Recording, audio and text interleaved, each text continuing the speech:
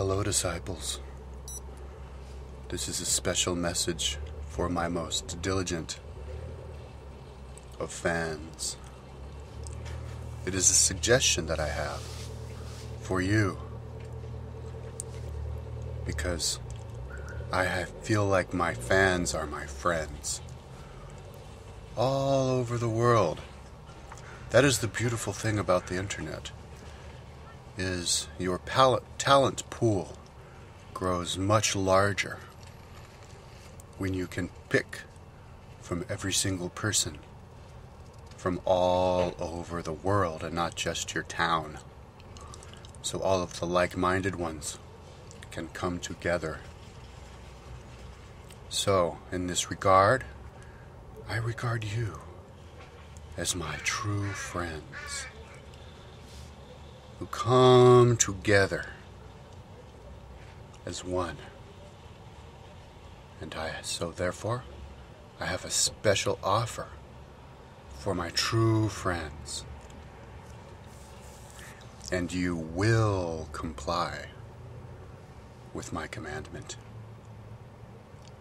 What you will do, maybe not today, maybe not tomorrow, but one day, and one day soon, you will find it in your heart to dig into your piggy banks and pick out $150, because with that much money, you could buy a 2 gigabyte hard drive.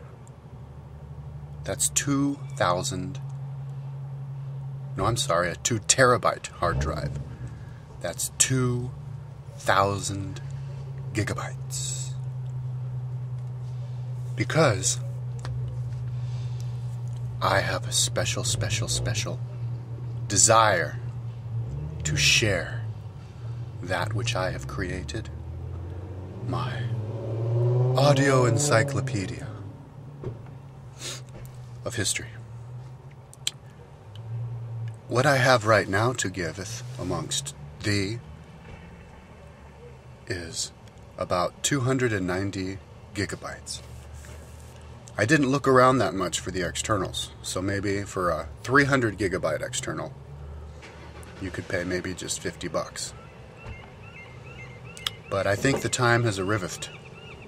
Oh shit, that guy just crashed into that lady's car. He's gonna do a hit and run, I guarantee it. Probably didn't hurt it so much though. The time has arrived for you to dig into your coffers, be it borrowing money from your mommy, borrowing money from your child, because I have a viewer who lives in his car. Oh no, he's looking at the damage, so it looks like he's going to report it if he does any damage. Anyways, or use your credit card debt, because 2 gigabytes is huge.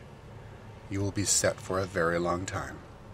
You will not have a limit, and you could share and mushroom your knowledge. So let me explain what I have. I have a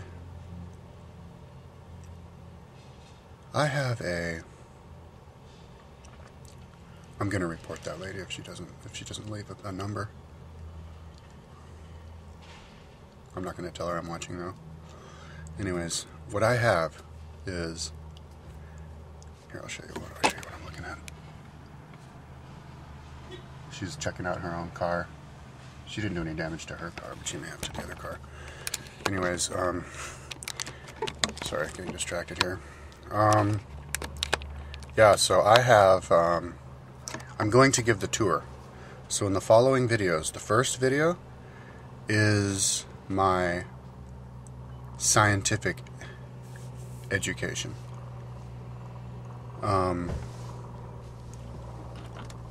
Which you'll see. And I made that for my scientific journal. And here, hold on, I'm going to write that number down, that license plate, just a second. Okay, here we are.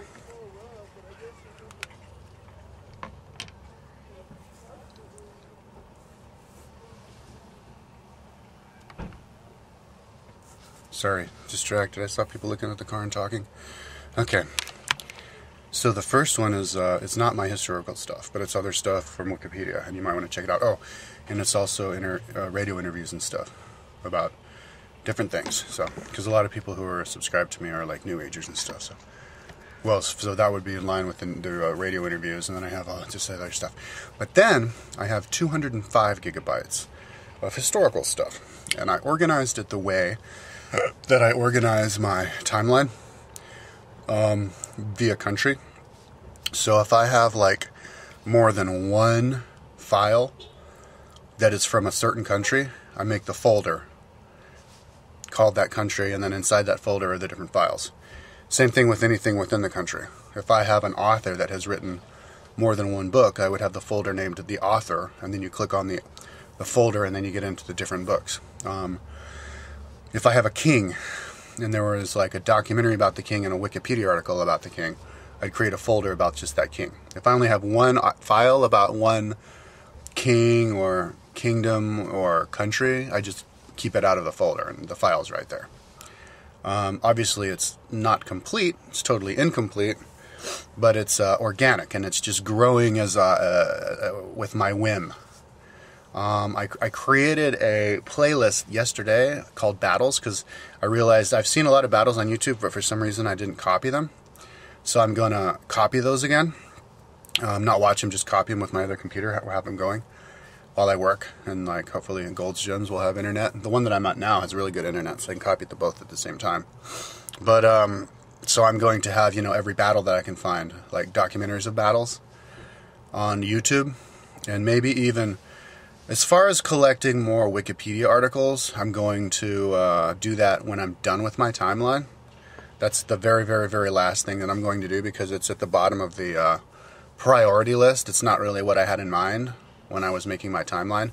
What's much more important for my timeline actually are the photos. So I'm going to get the photos squared away and the timeline pretty much finished, including the millennium to the beginning of time timeline. And then when that's all done, maybe I'll get some recognition for the timeline, get some money, get some sponsorship, and actually be able to maybe create a network of people or hire people or whatever, or just do myself over the course of a long time to create Wikipedia files that you can download off of it. And maybe even download all the stuff that I have, including the documentaries and the college lectures and the high school lectures and stuff onto the timeline, off the timeline, if the people are interested in that. If it doesn't cluster it up too much. If it does, then maybe I'll just keep the audio files away. But the main motivation of collecting this big audio library was for myself, so that while I work on my my timeline over the next 3 or 4 years, I will have kicked. Actually, I've kicked the vice, what I call the evil vice of movies and music. I'm saying that tongue in cheek, but it's a vice, and it's something that if I'm listening to my audiobooks and Wikipedia files and lectures and documentaries, yeah, my knowledge of history is going to go up really good. So,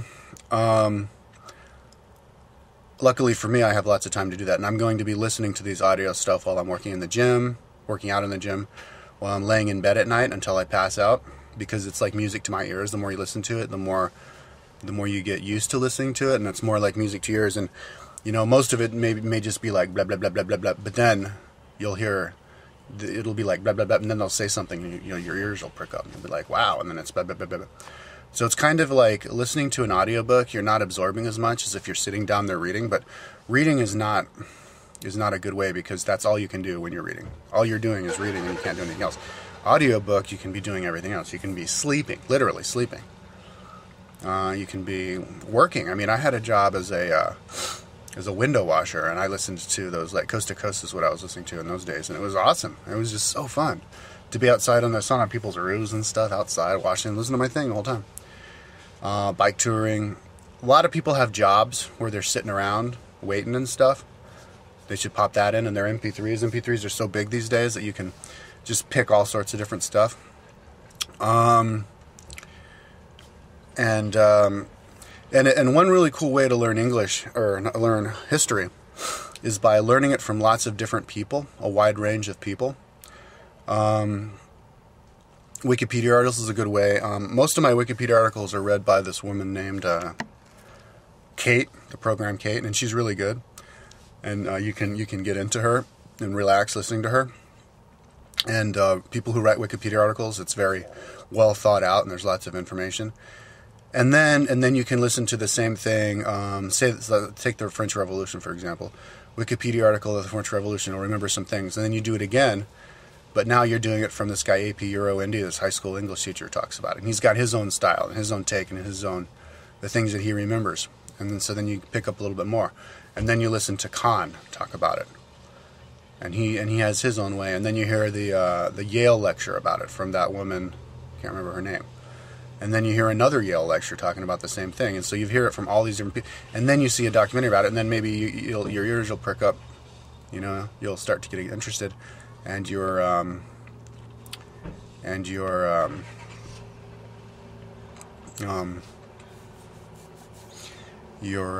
interest will perk up to enough to be able to watch the documentaries, listen to the documentaries of all the different battles within that war.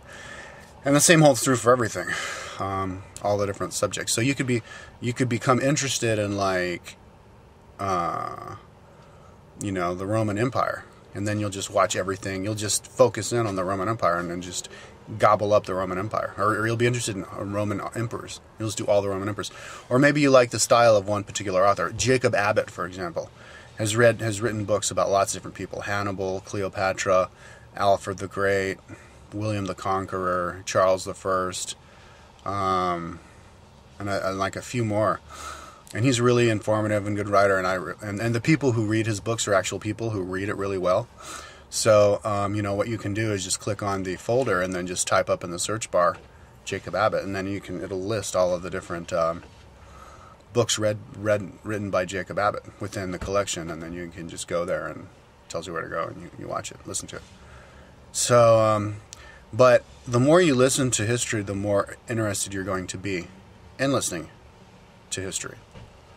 And you're going to get hooked on it, and you're going to do it all the time. You're going to get hooked out of it, because I get hooked out of it every once in a while when I'm working on something that I have to concentrate on a lot. You can't really listen to that. You'd rather just zone out, not listen to anything or whatever. But yeah, I'm going to start listening to it again more. I organized it the best that I could before I was making my little introduction video about that yesterday, and I realized that showing all of my files and stuff, and I noticed that I didn't actually finish it. I didn't put the dates of all the different authors and stuff, so it's a work in progress. But so obviously, if you wait a few months or whatever, you're going to get a better version than what I have in 1 week. But yeah, this is my invitation to somebody. What you can do is you can just private message me. You can be like, "Ooh, I like history. I think your timeline is cool." See, one thing about the timeline and study of history basically is, I think you're going to understand the timeline more if you have an understanding of history than if you just look at it. If you just look at it and you don't know anything about history, maybe it'll be overwhelming, and you won't get hooked and zoomed in and hooked onto it. And continue to search around on it and compare stuff and look at it the way that I look at it. And I'm going to make plenty of tutorial videos on how I look at the timeline. For example, one cool thing about the photos on the timeline is styles. If you just mouse over all the kings down the century, you can see how all the different kings, or even scientists and stuff, how the hairstyles. You can see all of a sudden you get to a certain decade, and all of a sudden it's the powder puffed wig, and everybody's got the powder puffed wig, and then you zone out, and then all of a sudden the powder puffed wigs disappear. And you can actually see that just by going, because all the pictures just instantaneously come. That's how I'm going to have it designed. So just, you can actually, it's like traveling through time and seeing the styles and the clothing styles and everything. Or you could do it via different parts of the world. You can look at all the people in the Ottoman Empire, and then you can just go click to Europe, and then you can look at what all the European people were looking like. And a lot of those artists wrote very accurate representations of those people. They're skilled artists, so you can actually feel like you were actually there and you're looking at a picture of them. Because that's the way I see it. It's like a really good artist. It's kind of like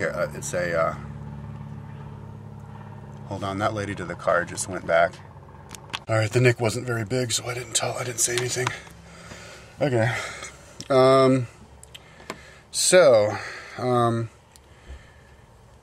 Yeah, you can feel like you're, well, actually, artists, when they write stuff, it's like a picture.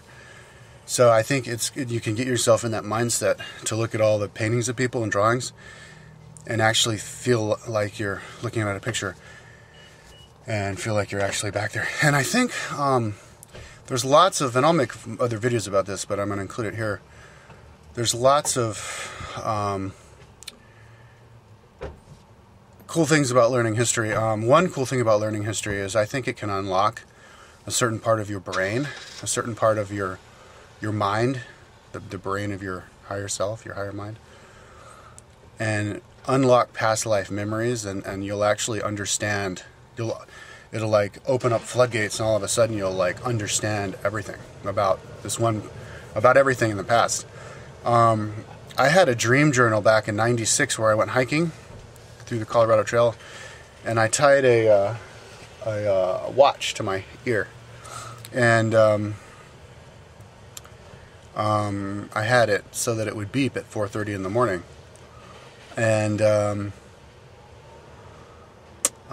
so it would wake me up right in the middle of a dream, and so I could remember the whole dream, and I'd write the whole dream, and I'd write like 4 or 5 pages of it, really detailed, because I woke up right when I was having the dream, and I wrote the journal right away, and I started remembering dreams that I had like when I was a little kid, from like 5 years ago, 10 years ago. I was activating a part of my brain that stored all the dreams. So now I was remembering all the other dreams, and I could remember dreams I had, like all the dreams I had on that trip, like the one yesterday, the one the day before that, and I was like in dream world. And I think that's what study of history can do. You're opening up that part of your soul brain, or maybe even, you know, all the rest of the 90% of your brain that they don't know what it's doing is actually holding past life memory, but we can't access it because we're not actually focused in on it, because we're so focused in this world that we don't even believe in, especially people who don't even believe in past life. But even those people who do believe in past lives, they're not focused in on them enough, or not serious about it enough to actually be focusing on it. But if you're like studying history and you're actually like trying to imagine, you know, what they were thinking, why they were doing that, and all that stuff, you'll get into that part of the brain, and then you'll activate it, and then you'll just pump it up like a bodybuilder pumps up their muscles.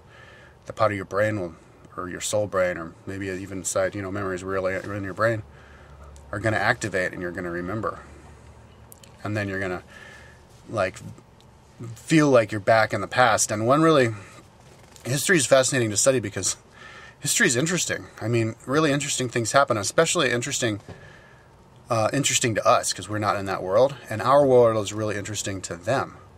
So you can get yourself in the past, and you can feel like you're in the past, and you can feel exactly what they're thinking, how they're feeling, and all that stuff, and be in the world. And then you can get inside of their mindset. You can imagine what the future is, and you can actually empathize with them and see what they thought the future was going to be. And of course, you know, you do know what they thought the future was going to be because it's written in all the books and stuff, you know. For example, you know, in the first century, they thought that Armageddon was going to be coming around really soon, and then they thought Armageddon and the second coming and all that was Jesus flying down and being a king on the earth, or they'd go up into heaven, and heaven was like another earth up there, and they're like on thrones sitting next to Jesus. Just like really like simple, kind of like how, and well, you got fundamentalist Christians today who still think that everybody's going to hell except for them, and they get to go to some place called heaven. They don't even describe what it is, but I guess it's like happy place. I guess they live in houses, and they never describe what it is. But anyways, but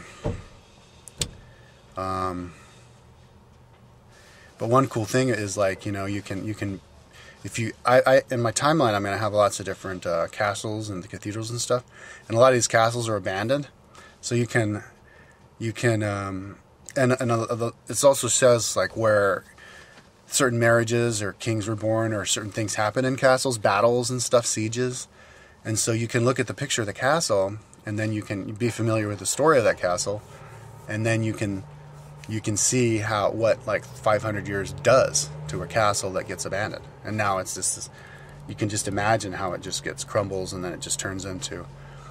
And so back in 500 years ago, 1,000 years ago, people were always thinking, well, I wonder I wonder how long this kingdom's going to go for. I wonder how long this castle's going to stand for. Wouldn't that be fascinating if I could just like zoom forward in time and know everything? Well, you can. You get in your mindset of the people in the past, and then you zoom forward in time. And yeah, and studying like how new developments spread throughout the world, like the spread of the compass. First goes to the Middle East and then goes to Europe. Different technologies spreading around, and conquest of the world, and plagues, how they grow, and this year is in this town, and yeah. So there's one story that's, I think, and there's lots of stories that are really interesting like that, but one that I thought was really funny was Jacob Abbott's book about Cleopatra. There was Mark Antony, and he had this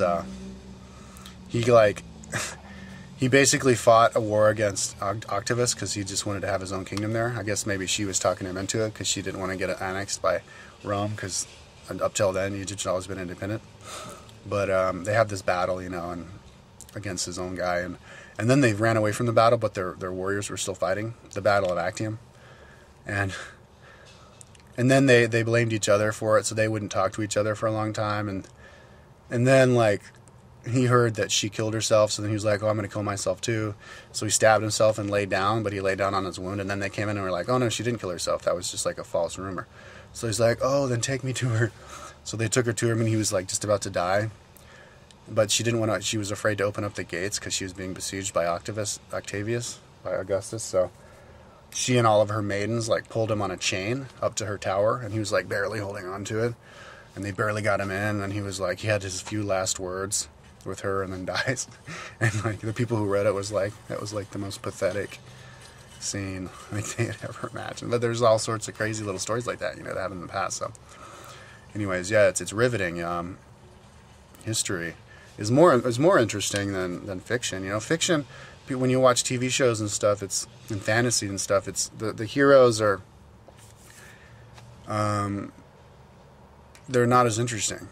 They're not as heroic. They're not as or if they're heroic, it's not heroic in a realistic way. They're not as, a lot of the times, in movies, people are stupid in the movies, but I think in real life it's better if you're listening to a story that actually happened the way that it actually happened, because now you're learning about how humans are and human psychology and the human condition and everything. But one really important, probably the most important thing about studying history is patterns. You can learn patterns. Wars. Most of the wars that ever happened were totally useless. The world in the past was controlled by really young people, because people died really young because of wars and sicknesses, because they didn't understand the concept of like hygiene, and so they would get the plagues, and they would, they'd kill each other just in fights, and they'd, infections and all this stuff. So anyways, people died early a lot, and so a lot of these people, or most of them, they live their glory years and their times in power when they're in their 20s. So the world, all these we were savages back in the past, but not just because we were savages as human race, because we didn't have the technology, but because everybody was young. The world in the past was and also people who were strong, physically strong, were the people who took charge, because it was like, you had to be strong to put on that big knight suit and wield around a sword and fight. And like the kings who won and prevailed were the strong kings. Like William the Conqueror was a big, strong guy, and Alfred, I think, he was the king of England. He was this little guy, and so they had a battle, and William the Conqueror survived, and Alfred died, probably because Alfred was just a little guy, and somebody pulled him off his horse, and there you go, he died, and William became king. And that's kind of how. But it's, anyways, you can put up examples for little concepts like that. And the transition from when kings used to be like that until kings were just a figurehead, and it's like, and inventions. It's all a very slow growing move. A lot of people don't want to call, or advancement. A lot of people don't want to call the Dark Ages because all throughout the Dark Ages there was a steady climb in civilization. I call it the Dark Ages, but yeah, so you learn the patternings, and you learn that, you know, most of these wars are just useless and just on the whims of like leaders, and you know, anyways, you learn what was successful and what's not successful, and you can see patterns. So then you can bring that on into the present day and use that to help you make decisions about things, and the right decisions about politics. I was watching TV the other day on the treadmill for the first time in like a year or more, and 2 years.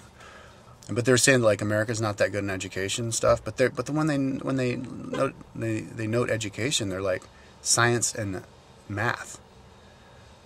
But those two things are totally useless to a common everyday person. So that's not even education. Education is what people know about stuff, what their opinions are about stuff. Education should be, who's ranked number one and having the most amount of opinions about the issues that matter to normal people. Like how much money should we be spending on all the different programs? How much money? How many laws should we have against this and for this? That should be what education is. Because then when people make the right decisions on what to spend the money on and all that, then we're going to have a streamlined economy, and we're going to have a strong country. And then as far as that math and science stuff, people can teach themselves that. That you don't want to use a hammer until you have something to nail. You know, if somebody decides they want to be a rocket scientist, then they study their math. Don't make somebody who doesn't want to be a rocket scientist study math when they should be studying stuff that they're actually interested in. So, anyways, that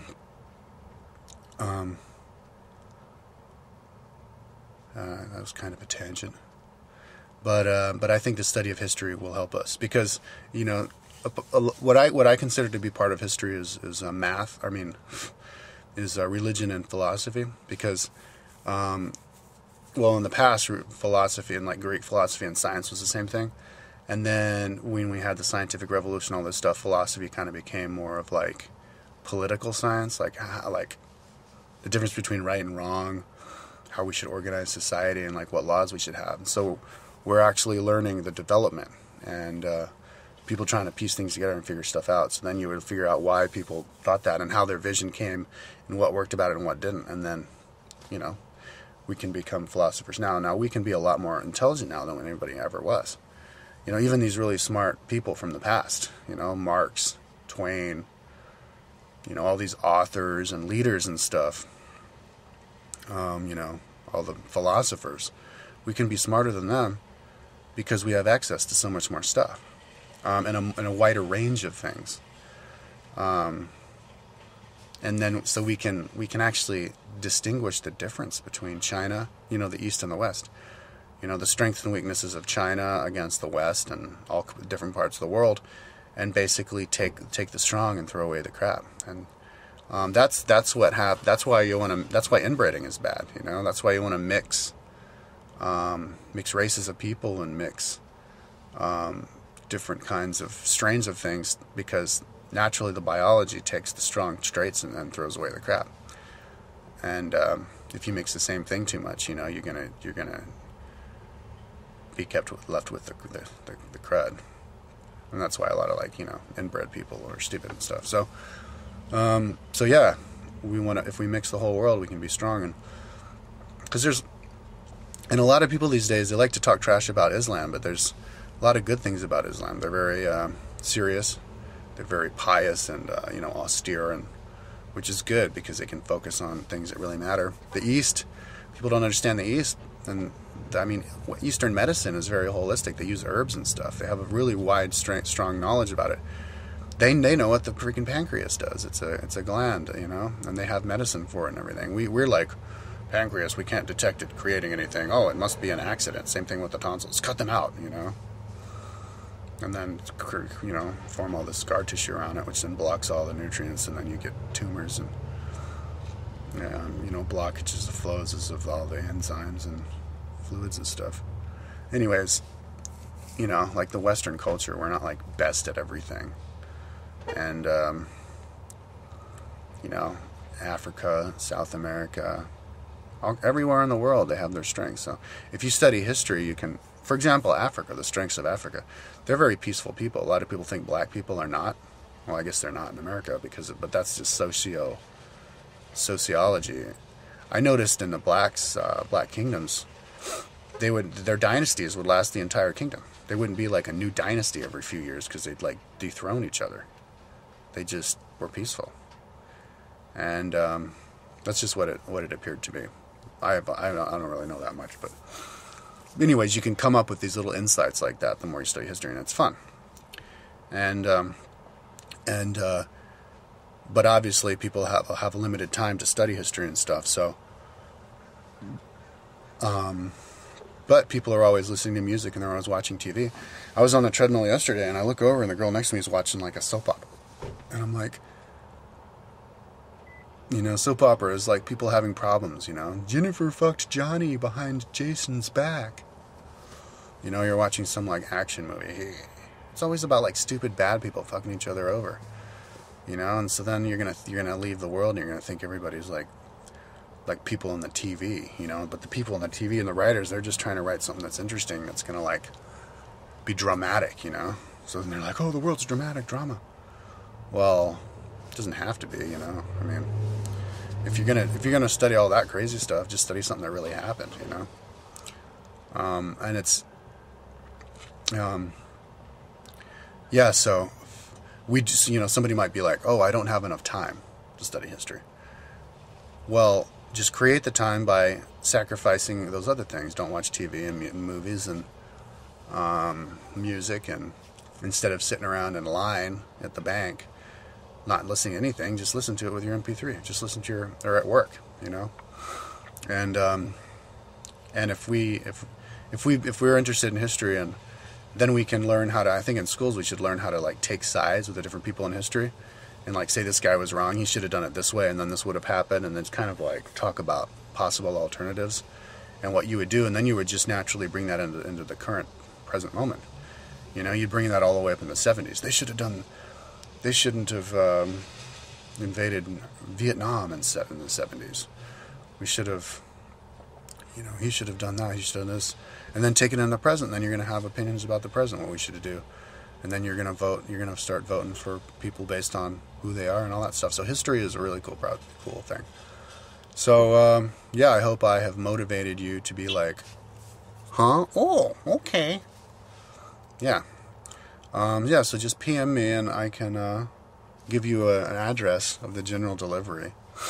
And you can just send it to me and I can fill it up. It takes a couple hours. It sacrifices the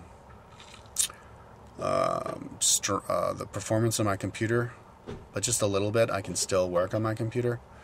Maybe if I have a long cable, maybe I could go to the Radio Shack and get a really long USB cable so that I could do the transfer while I'm on the treadmill.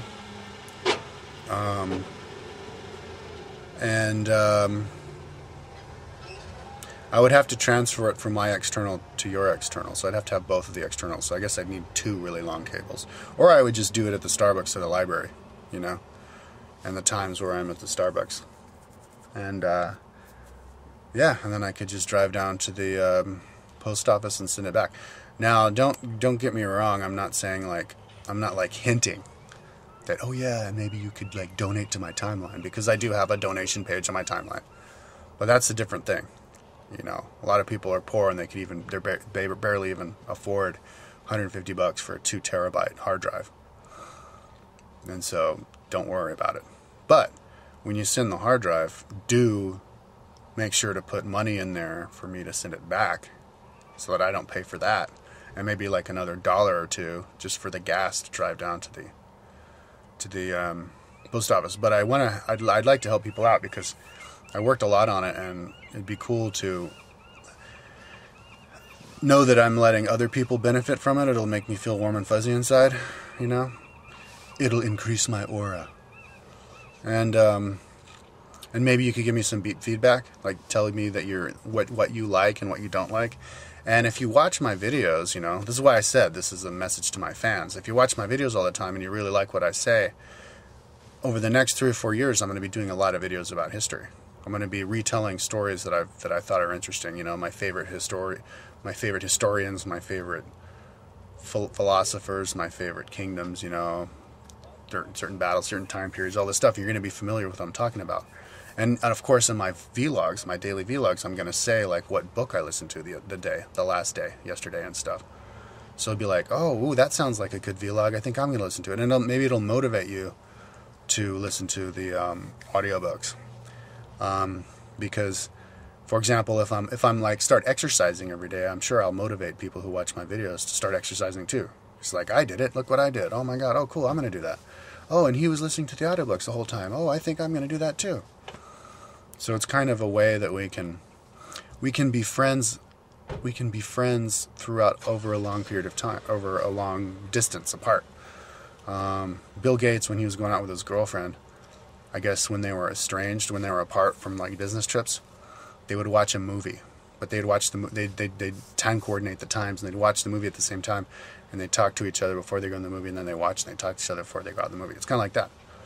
It's kind of like commenting. You'd be like, oh yeah, I read this one book. Have you read this from your collection? No, I haven't. Oh, it's good.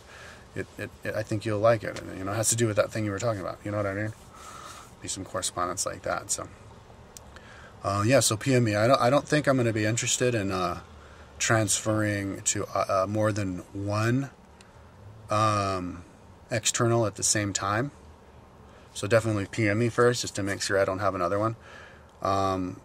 I mean, for all I know, nobody's going to bite, because I made a video a couple years ago called Special Message for Basarians. And it was, I was basically offered, all they have to do is give me their address, and I would send them a whole bunch of CDs of all of the like 25 full-length Bashar talks that there were. I would just send them to you, and nobody bit. Like 6 months later, some girl wrote and sent me, but I can't remember if I sent it back. So I hope she doesn't think I'm a flake if I didn't. It was in a period of time where I wasn't really in the mode for that, but yeah. Oh, and I got a bunch of dislikes for the video. When I made that, it was like right after I collected everything, and I didn't realize he had a website where he was like selling stuff. I thought he didn't care that all that stuff was on YouTube, and he wasn't complaining or anything, and he was just like wanting to give it out just to help people. So I thought it was cool. So maybe they gave me the dislikes because they thought I was trying to like take away from the money of his profit or something. But here's me giving my formal offering to anybody who wants to bite. Just send me a PM and send me an external audio drive. I can't guarantee that I'm going to send it back to you right away, because it might be in a period of time where I'm in the gym all day long, and it's a gym that doesn't have an outlet anywhere in the gym, and I don't feel like going to the library or the Starbucks. Maybe there is no Starbucks. That may be a couple of weeks till I send it back. But it probably won't take that long, because all I do is you just drag the folder, and then you just forget about it, and then when it's done 2 hours later, I mean, I have to stay put for that 2 hours, but other than that, I can just, it takes my CPU away, it reduces the performance of my computer, but I can listen to my files on my MP3, so I don't have to listen to it on the computer, and I don't have to like watch YouTube videos. I can just be, half of my CPU usage can be the transferring of the files, and the other half can be working on Dreamweaver, and that's all I need. So it's really not that big of a deal. So, would you like to be a disciple? A disciple of history audiophiles? So watch my video. I recommend that you lay back in bed, put your laptop on your chest, and watch the entire video, and just try to understand how much I have, and try to, just at least get in your head that it's very possible for you to have all that stuff right there at your fingertips. And the cool thing is that once you have it, you could do the same thing that I'm doing, and you could offer to your friends who come over to hang out, or you hang out at their house. You just bring your hard drive, and while you guys are having your beer, you do the transfer, or you get them to pay a little, $250. I mean, 2 terabytes is really hard to fill up, and it's $150. So some people can afford that. Probably everybody can afford that in America if you just pay it off in time or something. Or maybe there's even cheaper hard drives. Or maybe you could just get a little bit, just give me like 10 or 15 gigs or something like that. And even if you're in another part of the world, the post office works throughout the entire world. Just don't send me any drugs, in case they're into that, into sniffing drugs across the borders or whatever. Just send the hard drive and make sure you know how much it costs to send back. I want to keep doing this. It's going to put a bad taste in my mouth if somebody like sends me a hard drive. But I mean, if you forget to put money in the thing, you can give me PayPal for how much it is to send it back. But yeah, I labeled this. This is for my fans, and I know that my fans are cool people, so I'm not worried about that at all. So think about it. Oh, and it'll also work out for me because I don't have it backed up anywhere. I have an external. I just have my one external, and what happens if my external goes bad? It's like a 3 or 4 year old external hard drive, and I'm actually a little bit freaked out about it. So I'm going to be a lot more like calm and relaxed after I get the first hard drive out, and I know that there's a person out there that has backed up, because I can't back it up on my website because it's freaking 300 gigabytes. I can't even have it on my computer. My computer isn't even big enough to hold it. So it would be nice to have it backed up, at least one place.